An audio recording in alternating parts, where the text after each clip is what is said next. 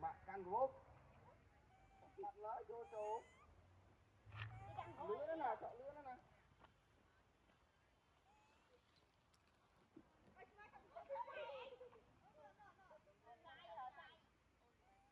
Lô này đi ô, này canh cũng